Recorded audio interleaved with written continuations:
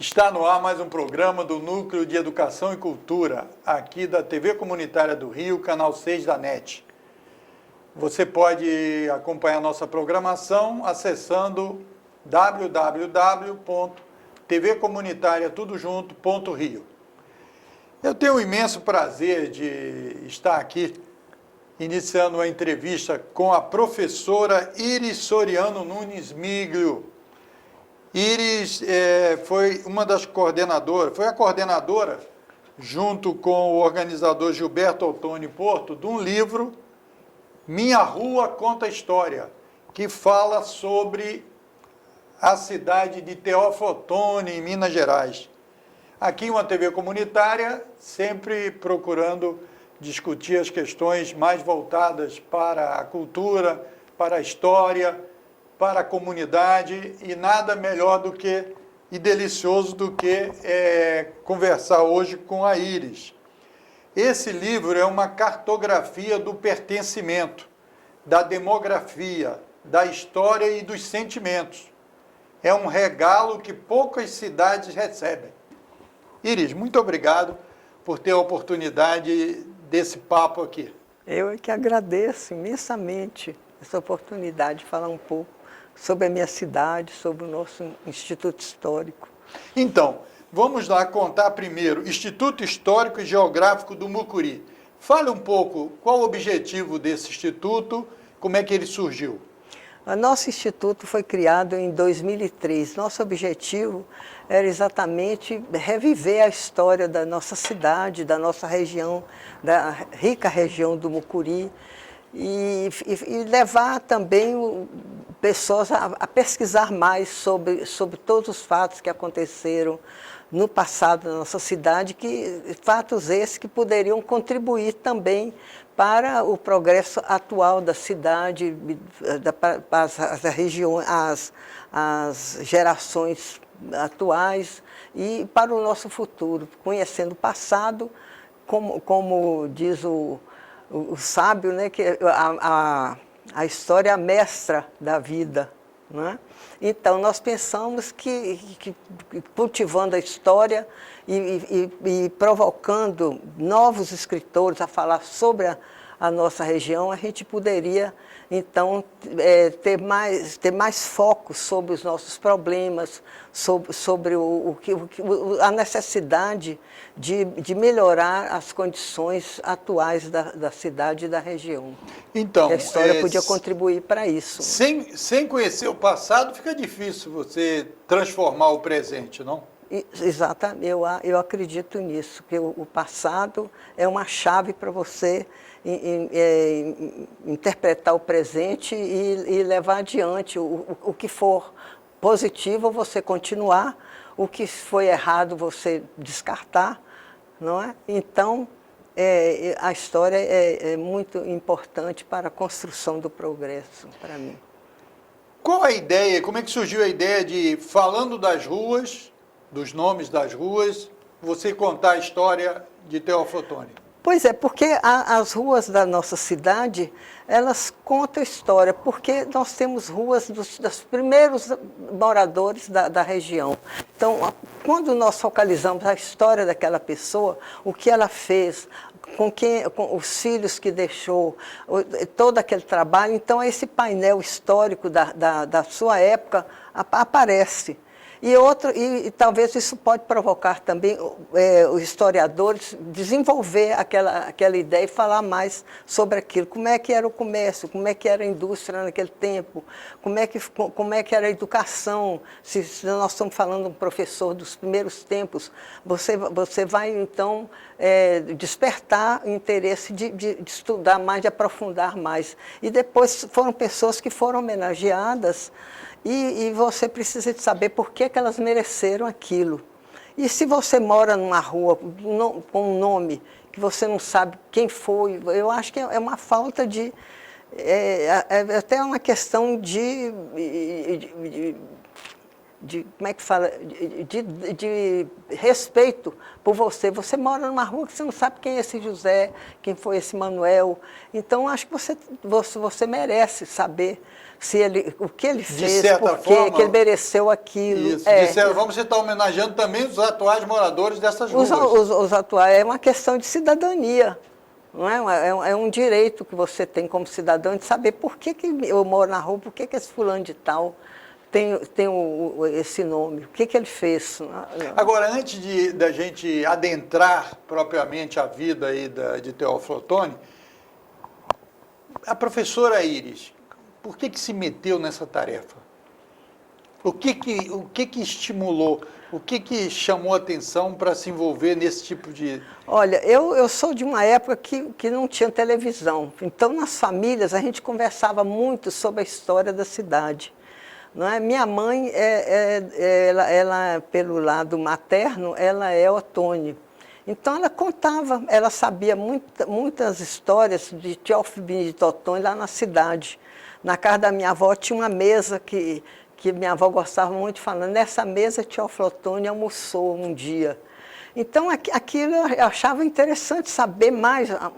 Então, nós falávamos muito de história. Meu pai era de origem portuguesa, ele falava sobre os parentes dele que vieram de Portugal, contava aquelas anedotas engraçadas dos portugueses, fazia troça, mas a gente sentia que ele amava, que ele tinha orgulho das origens, do avô dele, não é? Dos problemas que ele passou, porque os primeiros moradores da região do Mucuri sofreram muito, né? Foi muito difícil a vida lá. Então, tudo isso eu escutava na infância e sempre eu gostei de história. E o seu envolvimento com o Instituto? O Instituto surgiu, você está desde o início, você foi convidada por alguém? Como é que eu foi fui convidada, sim, mas quem teve a primeira ideia foi, você vai ver os artigos dele aí, Gilberto Otoni Porto, que é um engenheiro, que é o coordenador, da nossa cidade. Do livro. Ele sempre falava, nós precisamos de ter um instituto histórico, porque acontece coisas na cidade que talvez o Instituto Histórico pudesse ter uma força. Então, nós unidos, a gente pode conseguir muita coisa. Tem patrimônios lá que foram destruídos, porque talvez se tivesse já um Instituto Histórico, a gente não deixaria aquilo acontecer, né? Até para a defesa do patrimônio, das coisas que merece, que a história conserva, né? Então, tudo isso ele falava que era interessante. Então, ele conversou com outros professores de história, né? Então, outras pessoas que gostam de história foram se reunindo a nós e nós, então, o Instituto foi crescendo.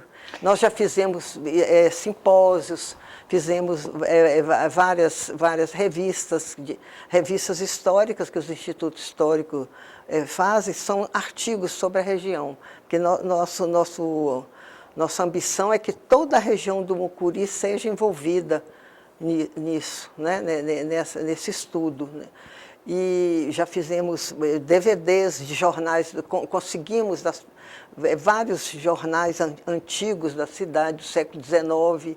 Eu tinha uma amiga que o pai dela tinha uma coleção enorme. Um dia eu estava numa reunião social, ela falou assim, eu já joguei muita coisa fora, agora só falta jogar os jornais. Eu falei, que jornal? Uns jornais que meu pai tinha lá do século, uns jornais velhos. Eu falei, pelo amor de Deus, eu vou lá amanhã buscar. Então, esses jornais, nós já fizemos DVD deles e é uma delícia você ver como é que se fazia jornalismo, os artigos.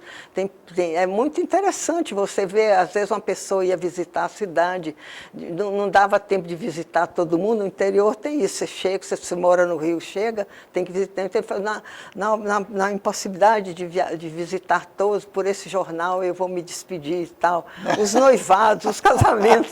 Então, fora os artigos de fundo, né? Os falecimentos, os discursos que foram feitos à beira do túmulo, né? Que eu usava muito, né? Naquela ocasião, né?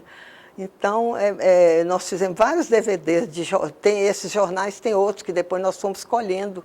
Muitas pessoas sabiam que a gente ia fazer um DVD, muitas pessoas nos forneceram também os guardados que eles tinham, aqueles papéis que, às vezes, numa família, eles têm fotografias, tinham coisa que não dava assim, muito valor, de repente eles começaram a se interessar também em guardar e oferecer para nós uma cópia. Então, esse trabalho foi um trabalho muito profundo.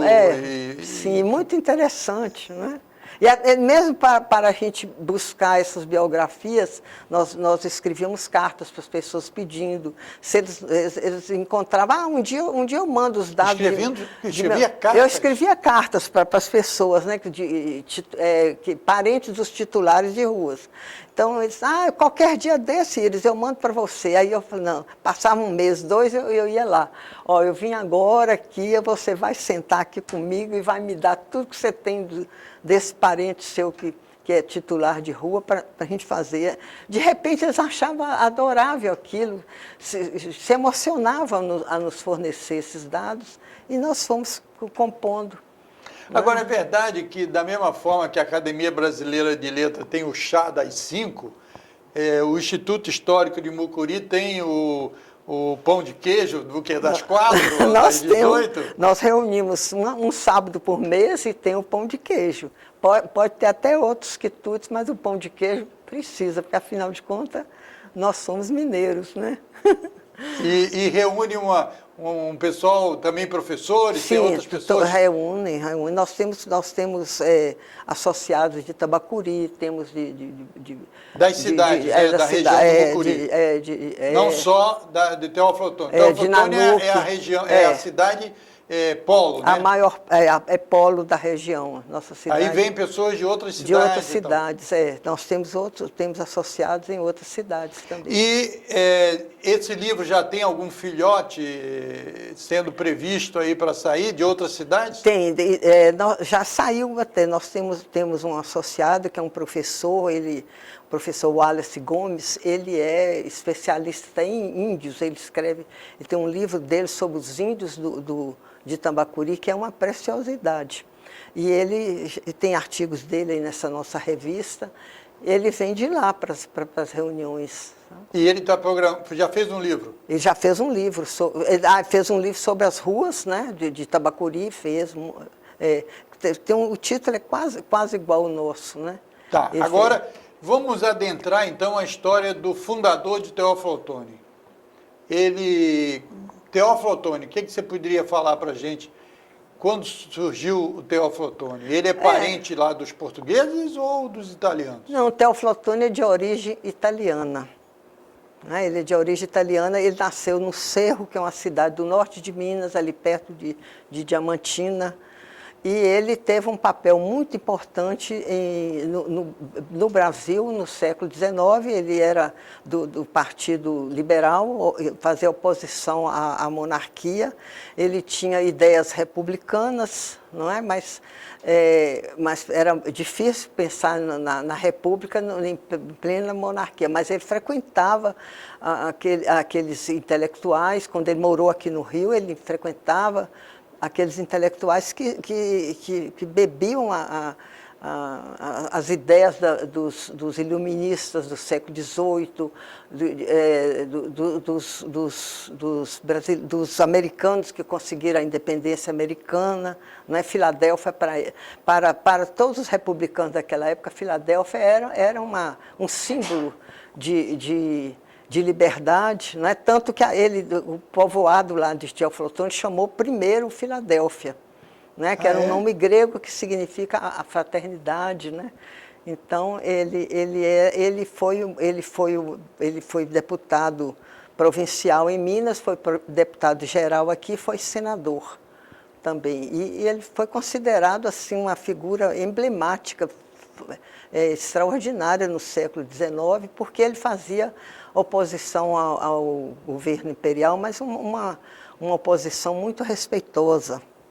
E você poderia, para a gente entender um pouco, ele estaria mais num campo que hoje se chama de progressista, por exemplo? No campo progressista. Exatamente, no campo progressista. Porque em pleno ele gostaria que o Brasil se republicanizasse. tivesse mais liberdade às províncias, né? Que o poder era muito concentrado nas mãos do... E tivesse uma participação uma maior participação da maior. A comunidade, luta dele da foi sociedade. toda muito grande nesse sentido, né? Ele participou da Revolução de 1842, né? Aquela revolução que depois Caxias conseguiu abafar. Ele foi preso, ficou 13 meses presos, né, em Mariana. Depois, ele mesmo que fez a sua defesa, ele foi absolvido. E depois disso é que ele resolveu... Ele mesmo é que fez a defesa dele? Ele mesmo que fez a defesa dele. Ele escrevia muito bem, ele era uma... E ele fundou um jornal, não foi? Mesmo na prisão, ele fundou um jornal. Antes disso, ele tinha fundado um jornal na cidade dele, a Sentinela do Cerro. Muitos artigos que ele escrevia eram replicados em jornais do São Paulo, do Rio. Não é? Então, o trabalho dele, que acabou gerando a cidade que hoje a gente conhece com o nome de Teófilo Otoni, que é o nome dele, como é que eu soube que teve uma saga aí para ele? Sim, porque a região do Mucuri era uma região que Minas Gerais não tinha lucro nenhum, porque era só mata, era Mata Atlântica e índios. Então o governo não tinha conseguido colonizar ali, não tinha, toda a experiência que eles tentaram não tinha dado certo. Então depois que ele participou da Revolução de 42, aqui no Rio ele começou a desgostar do partido dele, mas ele não queria sair do partido. Ele estava desgostoso que muitos companheiros estavam aderindo, estavam abandonando as ideias, aquelas ideias de liberdade e de progresso que ele tinha, de progresso político, republicanas, né? Então, ele pensa assim, certamente foi isso que ele pensou, vou dar um tempo. Então, ele lembrou dessa região do Mucuri. Vou tirar um ano sabático. Sim. Aí foi inventar uma cidade. Aí ele fez com o irmão dele, ele organizou um projeto de colonização do Vale do Mucuri, que é a companhia de navegação. Então, Mucuri, para o pessoal entender, é o rio principal da região. É o rio principal lá de Minas, daquela região que é perto da região do Jequitinhonha. O Jequitinhonha já existia ali. Mas então ele imagina de fazer uma companhia de navegação, porque ele achava que o rio Mucuri era navegável. Então ele teve... Uma companhia de navegação. Naquela época era uma companhia que fazia o transporte, né? Seria o transporte, porque o transporte seria pelo rio Mucuri, da produção lá da região dele, do Cerro. Ele pensou muito na região política dele, que ele era político lá. Então, as mercadorias do Cerro tinham um trajeto muito difícil, porque tinha que passar por Ouro Preto e tal, para chegar aqui no Rio, nos centros produtores. Então, ele pensou assim, se passar aqui pelo rio Mucuri, foi lá para o Atlântico, de lá toma um navio e chegava no Rio de Janeiro e em São Paulo. Então, ele é um desbravador. Então, ele pensou isso, né, de fazer. Mas acontece que quando ele começou a agir lá na Companhia do Mucuri, ele viu que o rio Mucuri não era totalmente navegável, o trecho era muito pequeno. Então, ele teve que construir uma estrada. E todo o dinheiro da companhia, 75% da companhia, foram ações. Até o Barão de Mauá, que era amigo dele, tinha ações da Companhia do Mucuri. Né? Então, entre os amigos, ele fez aqui só 25% que foi capital. Então ele público. Já era o que hoje chamamos de empreendedor. Ele era empreendedor. Porque ele mobilizava outros... Ele já tinha muita experiência do Banco do Brasil mesmo, ele junto com o Barão de Mauá. Mas eu queria que você contasse essa história. Então ele partiu para desbravar essa região com uma informação que não era muito precisa, que era o leito do rio. Aí é que ele gastou muito dinheiro, porque o leito do rio não era navegável na sua inteireza. Sim. Então ele chegou... Só que, por que ele... como é que ele chegou a essa conclusão que não era? Porque esse mapa era feito numa época... foi feito por um engenheiro francês, Victor Renaud.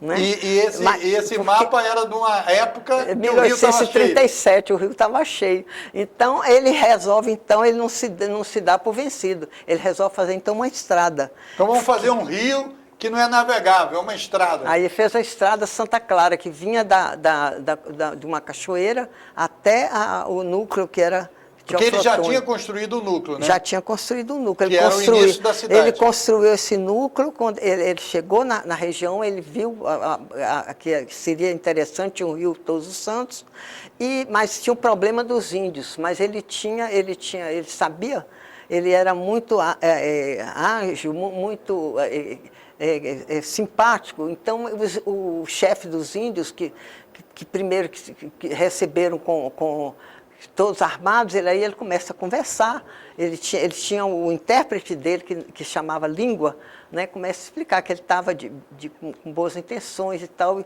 e começou a conversar, o índio gostou dele. O chefe Poton gostou e falou: você pode ocupar essas terras, pode trazer seus parentes, você é Otônio, parece que meu nome... Ele achou que Otônio era igual Poton. Tinha alguma coisa a ver ele tinha um trato respeituoso com os índios, ele sempre falava que os índios eram os donos da terra. Eu acho que ele foi... Então ele tinha um espírito humanista. Ele tinha muito. Por exemplo, o Marechal Rondon, eu acho que o Marechal Rondon era respeitoso com os índios. Teoflotone é da mesma família assim, de pensamento do Marechal Rondon, né? Naquela coisa que ele falava, morrer se é preciso, matar nunca, né? Ele nunca pensou de... Nossa Senhora, eu vou até falar com o Soriano, nosso presidente aqui, porque esse pensamento é totalmente o inverso de hoje, né? Hoje eles pensam primeiro em matar, para depois perguntar quem são as pessoas. Então, ele tinha um tratamento sincero, porque era realmente o modo de pensar dele, que os índios mereciam respeito, porque os índios foram muito massacrados na região do Rio Doce. Você sabe que aquela carta do Dom João VI, aquela carta... que ele manda que os índios tinham que se curvar aos portugueses, senão seriam mortos, né? Eles matavam índios, tribos e tribos, né? Então os índios sabiam disso, tinham pavor. Então quando ele chega e começa a tratar bem, então ele teve uma ajuda dos índios para Esse foi quando ele montou o primeiro povoado, né? O início. E aí depois ele foi fazer a companhia de navegação para fazer o trânsito, né? Quando ele inaugurou a estrada Santa Clara, que foi a primeira estrada de rodagem do Brasil. Primeira estrada de rodagem do Brasil. Do Brasil, a estrada Santa Clara. Então, a estrada carroçável. Nós ainda temos uns trechozinhos lá, de vez em quando, os estudantes de história vão lá olhar. Iris, realmente, eu vou falar com o Soriano que eu não posso fazer uma entrevista de 27 minutos com você. A gente tem que fazer uma entrevista muito mais longa, mas pelo menos você aí que está nos assistindo vai poder conhecer um pouco mais e se preocupar em pesquisar sobre Teoflotone, certo? Esse livro, obviamente, ele não está disponível assim para venda em livraria, mas nas bibliotecas. Lá em livraria não, nós temos lá na nossa cidade, nós temos a venda. Tem a pelo venda em Instituto Teoflotone, Histórico. podia fazer uma visita a Teoflotone. Minha Rua Conta História, do Instituto Histórico e Geográfico de Mucuri. Nós temos o site. Tem um site? Então, vamos escrever aí no rodapé aí da tela o site do Instituto. Ou do livro. Do Instituto e do livro. Do Instituto e do livro. Você pode ler aí embaixo, copiar e pesquisar. O que for possível. E também, Iris, aqui tem a revista do Instituto Histórico também, né? Essa foi a última, a última revista que saiu no ano passado. Agora nós vamos lançar desse ano. Então, revista com artigos, todo mundo escreve, coisas muito interessantes. Mas, nós temos... inclusive para desenvolver a leitura, né, Iris? Isso é muito importante, você professora, porque hoje o pessoal fica falando VC é você. Certo? Então, quer dizer, a internet é uma coisa interessante, porque é um banco de dados importante, mas tem lá os seus problemas, como sempre, né? E o pessoal não quer escrever. Então, isso aqui, ó, a pessoa lê quase que um livro, né? Quase que um livro. Né? Tem artigos sobre saúde, sobre a medicina. E você escreve aqui também? Aí tem um artigo meu também. Então, isso aqui é a revista do Instituto. Agora, lá para o final aqui, nós estamos terminando a entrevista, tem algum aspecto dessa pesquisa, ou do livro, ou da cidade, que você acha que era importante falar para os nossos telespectadores? Nós já estamos chegando ao final de nossa entrevista. Tem alguma coisa que a gente não pôde tocar aqui, que é muito marcante? Sobre o nosso instituto, eu gostaria de falar que nós esperamos que o Instituto publique mais artigos, que as pessoas mesmo as pessoas que não façam parte do quadro, se quiserem, se tiverem a bondade de fazer artigos sobre a nossa região, seria muito bem. Então, a Iris está fazendo um chamamento a você que mora em Teoflotone, na região do Mucuri, porque eu sei que esse vídeo aqui vai para lá, vai circular lá. Olha bem, atenda a professora. E mesmo aqui no Rio, se tiver estudiosos de história que quiser fazer um artigo sobre a região do Mucuri, não é? Então, vamos escrever aí na tela o e-mail da professora, um e-mail que ela receba as informações do Instituto. Vamos aí ler aí na tela e contribua. Você, mineiro, que mora no Rio, você, parente de mineiro, ou você que tem ligação com a história, certo? Que queira participar aí desse mutirão literário histórico, a professora está convocando você. Vamos participar. Então, isso é muito importante. Para a nossa próxima revista, né? Muito ótimo.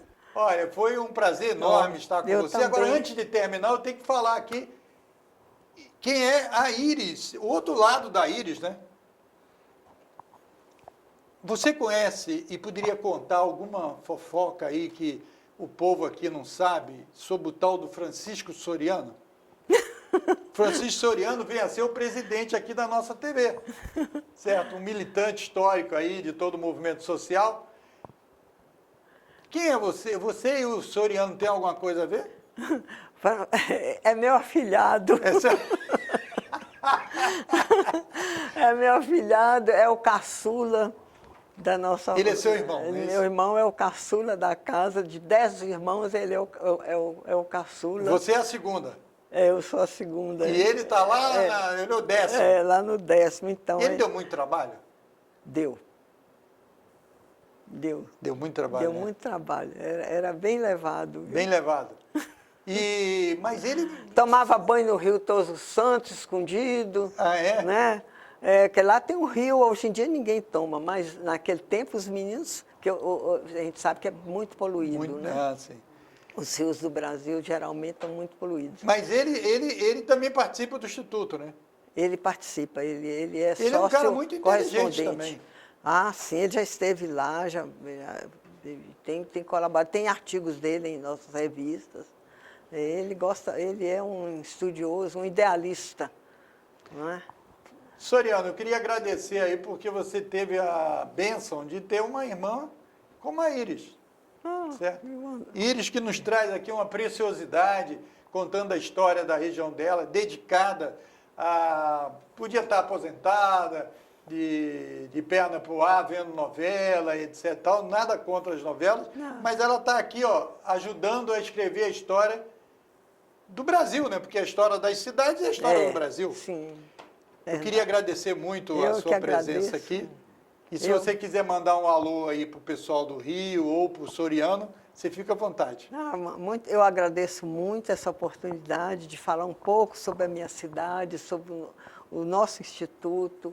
E eu gosto muito do Rio de Janeiro. O Rio de Janeiro, depois da minha cidade, é a cidade que eu mais amo. É o Rio de Janeiro. Quando eu estou para vir para cá, quando eu arrumo a mala, eu já arrumo feliz, que eu venho para essa cidade maravilhosa, de gente tão simpática e tão alegre. Né? Muito obrigado. Obrigada, viu? E eu queria agradecer você também, que teve a paciência e nos deu essa audiência aqui do nosso programa, e dizer que o Núcleo de Educação e Cultura está aqui em ação e você pode acompanhar os programas do Núcleo de Educação e Cultura e os demais núcleos aqui da TV e toda a programação pela internet, ao vivo. Mesmo quem está em casa assistindo o Canal 6, você estando na rua com seu celular ou com um computador, você também pode assistir no www.tvcomunitaria.rio. E se você quiser rever outros programas, você pode ir lá no nosso canal no YouTube, que todos os programas estão lá arquivados.